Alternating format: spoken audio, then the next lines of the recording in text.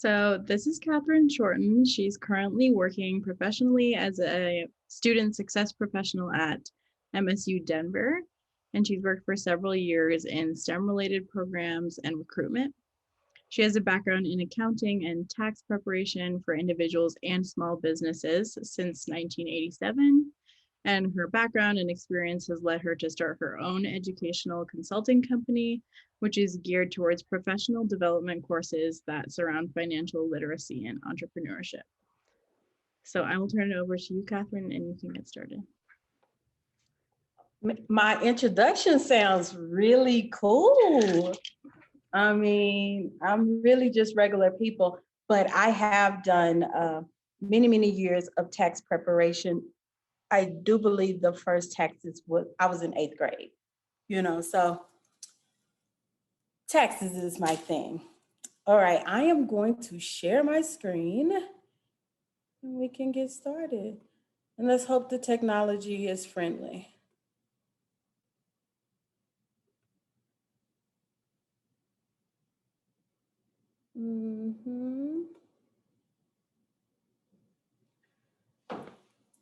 And slideshow from the beginning. Okay, so when we are in this virtual situation and I'm presenting, I cannot see the chat. So there will be some times where I ask you to put anything in the chat, and I need someone who I can count on to unmute themselves and speak to me. I can read that for you too.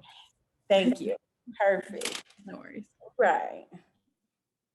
Navigation. Okay, so first of all, this is my disclaimer. This content is intended to be used and must be used for informational purposes only. I am not a financial advisor and I'm not your tax professional. And you must do your own research before making any financial decisions. Okay. Some assumptions was made about the group as I put this together, right? And I want you to treat this as a buffet, right? There will be some things that are for you, some things that you like and you want and you need. Get that. The rest of it, leave it. You don't even have to say you don't need that, right? It's a buffet. But some assumptions have been made when I was putting this together. I assume that no one in the group is a trust fund baby, right? I also assume that no one in the group came from generations and generations of wealth. And with those assumptions being made, if you are going to be successful with your money, you need a plan. So, and those assumptions I made about you all are the other things for me. I didn't come from generations of wealth, and I had to find my own financial strategy and plan because no one's coming to save you. So this webinar is informational, but it's partly a call to action. I want you to take your financial future in your own hands. So, which one are you? Do you get paid and you buy the stuff that you want and hope that you have enough to pay everything that's due? Or do you get paid and you know exactly where all of your money is supposed to go? Please, in the chat, can you put if you are more like number one or more like number two? Everyone has said 2 so far. Everyone has said 2. Really? Oh my goodness. That is really good. It's important to have a plan, right? You need a plan. And I am all about, I used to be make a plan, but I didn't work the plan. You need to make the plan, work the plan. That's the only way it works. You make the plan, you work the plan. And that's how you remain successful. My mother, however, was a very good budgeter. She had the exact budget for what was spent weekly at the grocery store. She was a very good budgeter. Yeah. My mother was a very good budgeter, and I'm very thankful that she handed me uh, those skills. There is a book that is always referenced. It's Rich Dad Poor Dad, and Robert Kiyosaki. He said the rich invest their money and spend what's left. The poor spend their money and invest what's left. It is success and failure is an algorithm, right? So you have to, if you want to be more like closer to rich, then you have to do what the rich do. If your behavior is more like the poor, you will be stuck um, there. Okay, so in budgeting, Elizabeth Warren, she's famous for coming up with this whole 50-30-30 rule. She has a book, it's the ultimate lifetime money plan. And she says you need to take 50% and spend it on the things that you need. Then you take 30% of your after tax money. So this is the money you get in your paycheck money. 50% goes to what you need, 30% goes to the things that you want, and you save 20%. Now, the thing about a budgeting plan that it is personal to you. I have 21-year-olds and 19-year-olds. They're they're able to save more because their personal budget, their needs are less. They don't pay the same that I pay in rent. They don't pay the same that I pay for car notes and insurance. They no, they do pay their insurance, but whatever. So your plan is personal to you. If you don't have a base budget, this would be a really good place to start. My personal plan looks closer to 35% on needs, 25% on wants, and my savings currently, because I'm trying to buy a house, um, is at 40%. And we're also a two major family income, and that helps. So you would just have to spend some energy on finding out what's best. So since everybody has a plan, who would like to share their personal budget? Alexander, I see you. Can you unmute yourself and share what your budget is like? Yeah, for sure. So I'm just kind of working and going to school right now, so I'm just kind of saving a whole ton for when I transfer over to a 4 year, so I can just pay that off real quick. So I'd say I'm like saving the majority and barely spending anything really. Are you investing? Oh Are yeah, for you are sure. you Yeah. heavily into AMC, GameStop? I stayed away from GME and Dogecoin and all those. I stuck with the Okay. safer stuff like Ethereum and Bitcoin and things. But yeah, Nice. No, yeah, that is very good. yeah. Who else do I see? Shayla? Yeah. So I'm pretty much doing the same thing as Alexander. I'm just saving for school. Just putting a little money on the side, and then on top of that too, I try to help a little bit with like bills because I live with my family. So, half goes to like my savings, and then half goes to bills. Right. Okay. So what about your day to day, like, how much you can spend on outfits or I try not to spend money on outfits, like, because I haven't really bought any clothes in a while, so I just like try to not use my money to spend on clothes.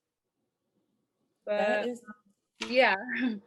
no, that's really good. Okay, somebody who's the person that don't have this all together, please share what your budget is like. All of y'all ain't got it together. Really? All of y'all got it together? Y'all all got strong budgets? Okay. Well, I want to call them children, but they're so old. Like the saying now is we outside, right? So everybody's planning trips, and I have a daughter, is 4th of July is her birthday. So her budget for that is all crazy right now. She's spending lots and lots of money. But I say that to say that when you have a plan, I'm not one for micromanaging and policing all of your spending money if it's within the plan. So if you have budgeted 40% or even whatever it is, you don't have to feel bad for taking advantage of the sale, or buying the fitted cap, or going to, the baseball they just opened. You don't have to feel guilty about any of those things when it is part of the plan. We don't, we can splurge at Starbucks if it's part of the plan. But you guys, y'all seem pretty squared away. Good job. Unless we're not being honest. But if we're being honest, good job. Okay, taxes. We'll spend a little bit here because Uncle Sam wants his portion too. How many of you have already had to complete taxes? Put in the chat if you have done your taxes before. Put a number 1 or no. Yes. Yes in the chat if you've done taxes.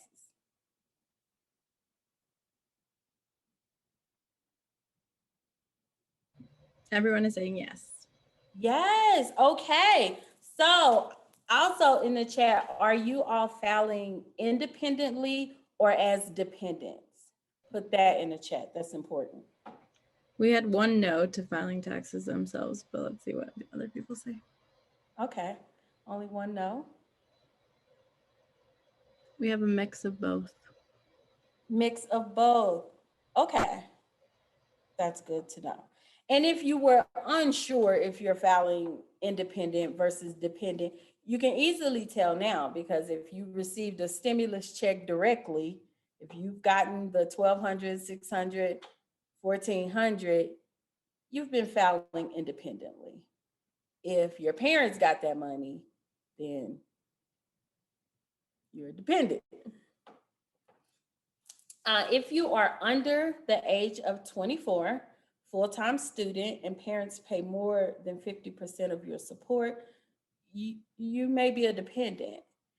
In 2021, you are required to file a tax return if you have made $1,100 in unearned income. So that could be maybe you getting some money, you cashed in some of your Ethereum, you got some passive income, or you got a scholarship, that could be unearned income. Or if you made more than $12,200 in earned W-2 income, or if you receive $600 or more on a 1099. Now the question is down here about you may desire to file a tax return even if you're not required to file. Why would that be? Anybody can just unmute themselves and answer that. Why would you file if you are not required to file?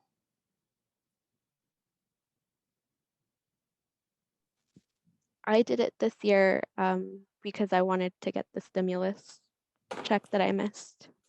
Yes, so if you can get a refund, you most definitely would want to file your taxes. And you also want to file if you owe anything to the IRS. So is it Paola? Yes. Okay. Was this your first year filing taxes? Yes. Okay. So before this, your parents carried you on their taxes? Yes. Right. And so it's often beneficial for the parents to claim you as a dependent, but the stimulus checks have made that complicated because I don't know if you realize that the American Opportunity Credit, the American Opportunity Credit, which is a very good credit that parents can get when students are in college, paying for tuition and fees. You can't get that credit yourself if you're under 24. How old are y'all? Are the bulk of you under 24? So if you're under 24, you can't get that credit. But you don't need the credit if you're not paying tuition. If it's all grants and scholarships, then fine. But if it is student loans and partial out-of-pocket support, then that credit is beautiful. But you don't qualify for it if you're under 24. You used to could, but they changed the rules. That's why it's very important to do research. I don't know is a terrible financial strategy. Okay, so if you're a dependent, if you're filing as a dependent, you can still get your refund and you can still pay your taxes, but you may not qualify for certain credits. And if you are making money, the stipend, the information that I was told is that you all stipend will be paid on a 1099. Chanel, do you know if that's correct? Pardon? Will their stipend, will they receive a 1099 or a W-2? I think that they received a W-2. Oh, okay. That is great. I thought you received a 1099. But if you make more than $12,200, you're probably going to owe some taxes. So it is very good to put that in your budget about to be able to pay your taxes. Okay, so I put this extra stipulation about the 1099 because I thought that your stipends were paid on a 1099. And it doesn't matter. So if your stipends are paid to you on a 1099, then they are not taking Medicare and Social Security taxes out, and you will be required to pay that at tax time. So it will be important to include that in your budget, right? And this is also if you receive gig work, if you are driving Uber or Instacart or any of that type of gig work, that work will be paid to you on a 1099. So if in addition to what you're doing for Environment for the Americas, if you're doing that, you will need to take in consideration because that's significant. And often people don't realize until they file their taxes. Do any of you do gig work? No. Will this be your first job? How many people put in the chat if this is your first job?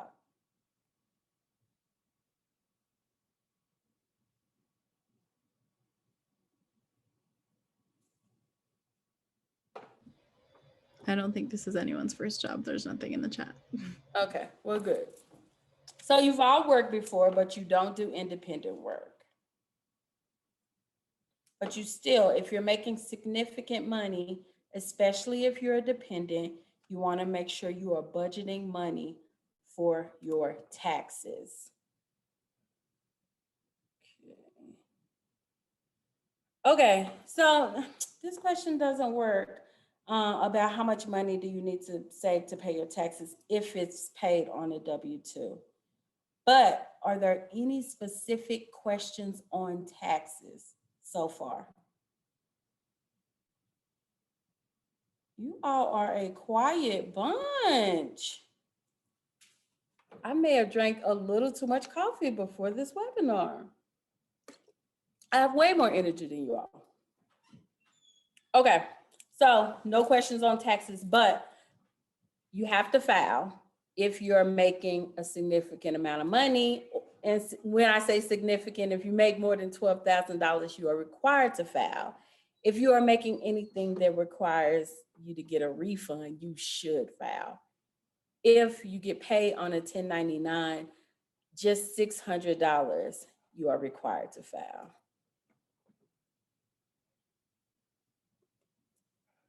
Okay, I want to spend some time on checking and savings accounts because these are accounts where they don't help you make money.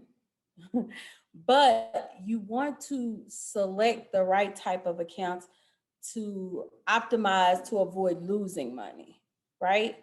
And things to think about with your checking account. You want to avoid all fees. Often checking accounts have monthly maintenance fees. There's a $10 a month unless you have 10 debit transactions or direct deposit or something like that. You want to make sure when you're choosing one that you are choosing one that you are able to avoid this. Even if you have to do the direct deposit, if you want to choose that bank. Or of other fees common, the minimum account balance. You have to keep so much money in there monthly or they charge you $5 a month. Um, Fees, it's just a waste of money.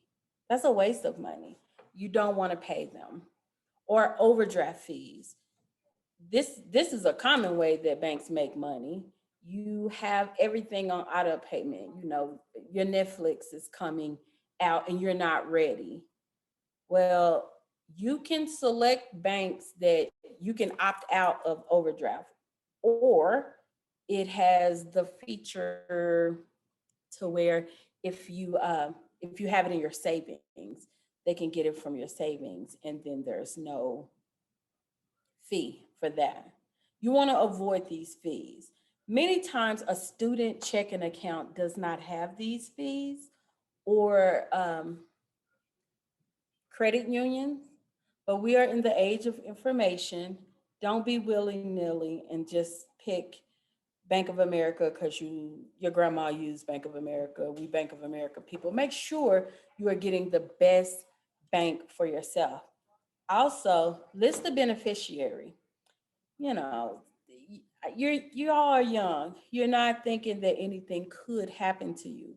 But if it did, it is very difficult for your parents or loved ones to be able to get the money from your accounts. It's not an easy transition, but if they are listed as a beneficiary, this alleviates any kind of problems or tax issues. So do that. Also, when you're thinking about savings account, you also want to avoid the fees and search for the best interest rate. Most of these banks are giving you 0.125%, which is nothing, which is nothing. And they're using your money. When you put your money into the bank, you can log in and look at it, but it's not there. They have loaned that out to some investor to make some money, and they are making interest on your money, and they're giving you 0.125%. But check online. Make sure because, if COVID taught us anything, you don't have to be able to go into the bank to bank.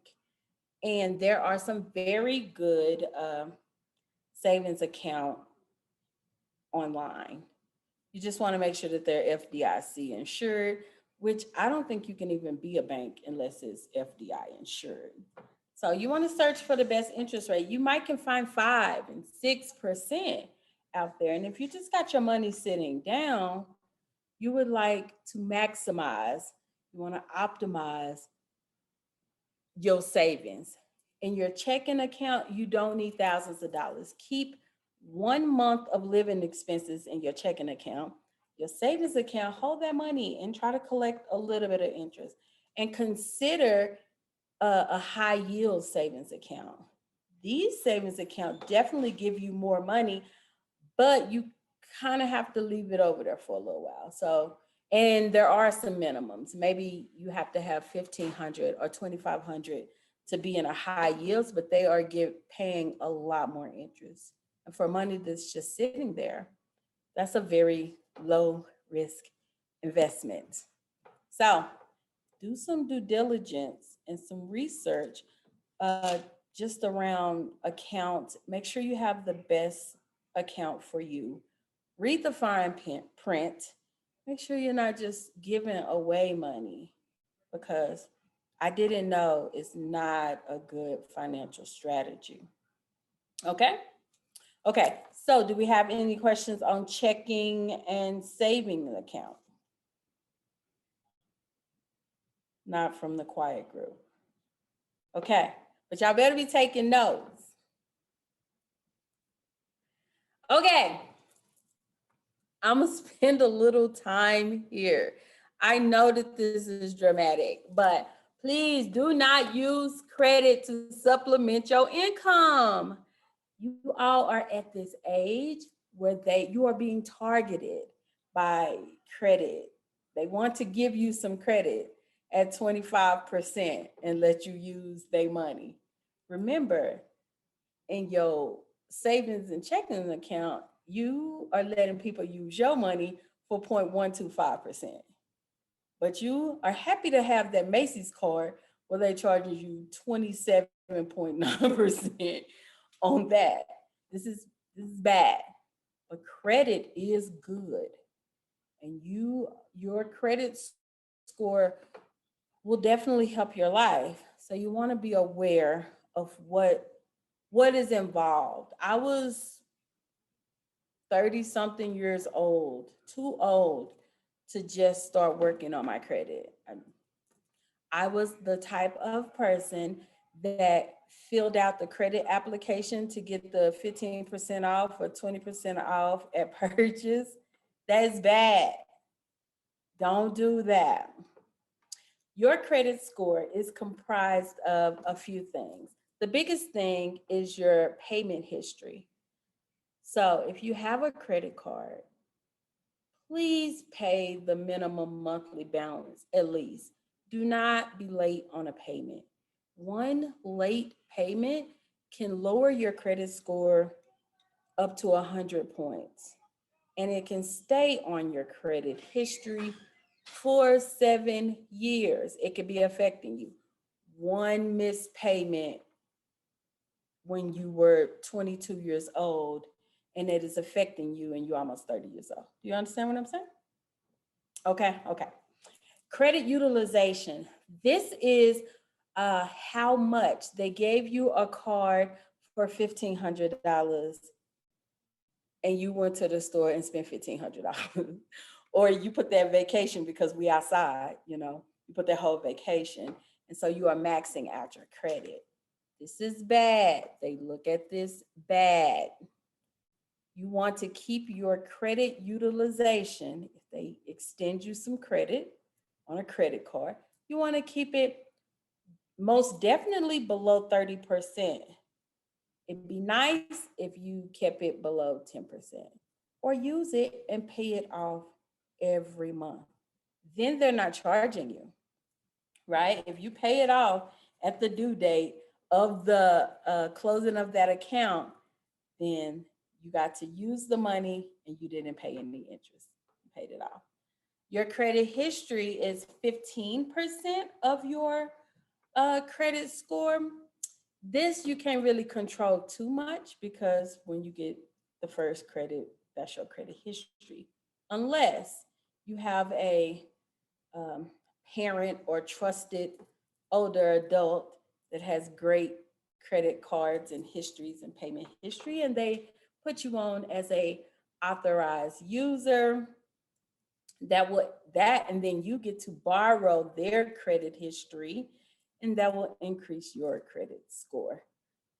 So, but if they're not doing good, don't be an authorized user on someone that's making poor choices with their credit card, because then that will affect you negative.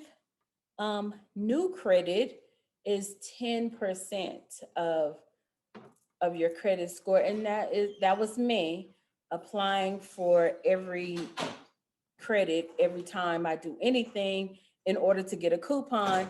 So if I'm always applying for new credit, that is going to negatively affect my credit score. And then types of credit. Right now, maybe you have a small student loan or possibly a car loan, but right now you probably don't have too much of a mix of credit, which is good. That's fine. That's only 10%. But whenever you start, be aware. It's nice to have maybe one thing in the different categories or more. So credit is good unless you abuse it. I said a lot with credit. So, how many people have a credit card? Type yes in the chat if you have a credit card.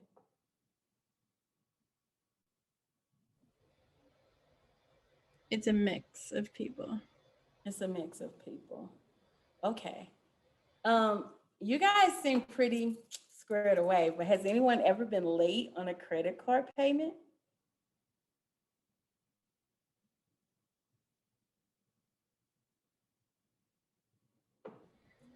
So far, everyone has said no. That's so good. Yeah, bravo. Because this is good start stuff, right?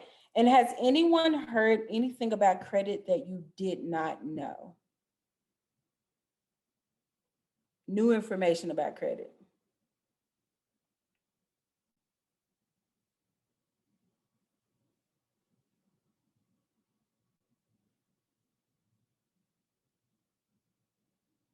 No? Stop it. Okay. Well, I mean, I have to leave room for the fact that you are well informed on credit. We are in a really good age of information to where a lot of younger people are getting, I don't feel bad that I didn't know at 30, but I know now. I'm good. And honestly, I anticipated a lot more questions. So tell me,